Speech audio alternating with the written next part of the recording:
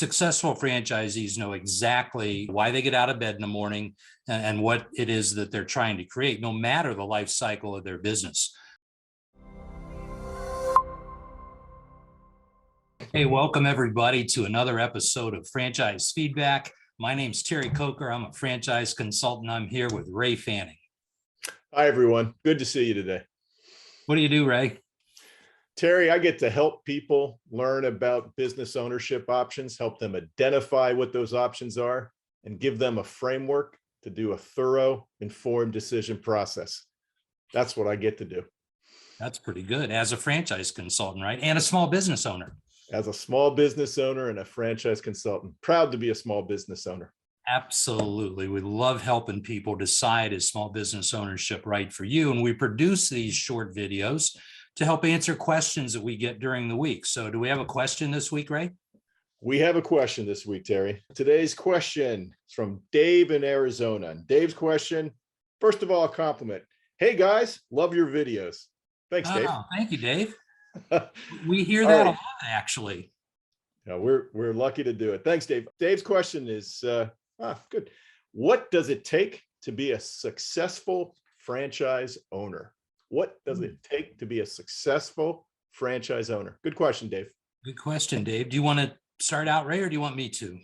I'll go first, Terry. Dave, there's lots of things that go into becoming a successful franchise owner.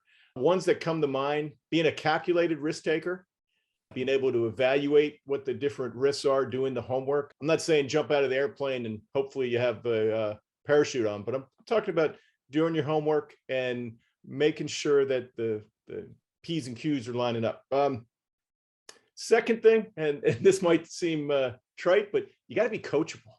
I've seen very successful franchise owners, and almost to a T, they're very coachable. They're always trying to get better. They're learning. They take that coaching and turn it into actions. And that's whether they're a owner operator or an investor. So I see that as a continual one. And I guess the third one is they're the kind of people that can follow a system. They don't have to reinvent the wheel.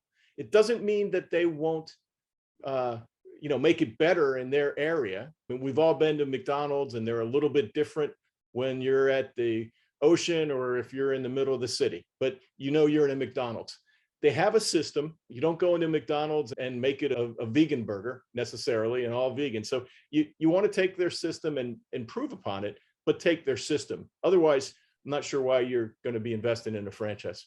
What are some other things, Terry? Well, I think you're spot on with all of those. I would add to that, do you have a clear idea of what you're trying to accomplish? Do you have some written goals? Do you know where you're headed with this and why you're headed in that direction?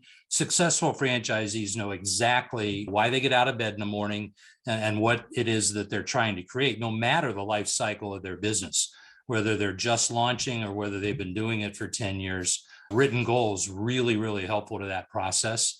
I would say, are you a decision maker?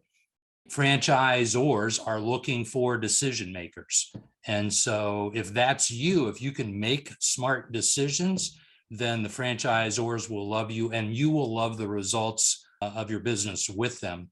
And then the last thing that I would say is, are you a leader? Are you willing to set the course and accept responsibility for those decisions that you make? Because that's what leaders do. And leadership is really, really important because the franchisor is going to give you a system. What they're not going to give you is leadership, like an athlete, right? You can time the speed, but you can't judge the heart. And so that heart makes all the difference. What do you think of those points, Ray? Good. Great points, Terry. You really nailed it. You got to know where you are and where you want to get. So your written goals, huge. And I love the way you described it.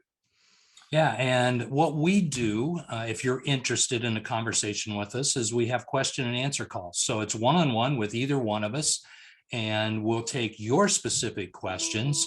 And maybe you'll appear in a mailbag, but during that question and answer call, we'll make sure that we get those questions answered. And the way you schedule that is to go down and connect with us below and grab a link, schedule a call, and we'll talk to you. And then we'll see you on the next episode of Franchise Feedback. Thanks for that question, Dave. Thanks, Dave. And keep those questions coming, everybody.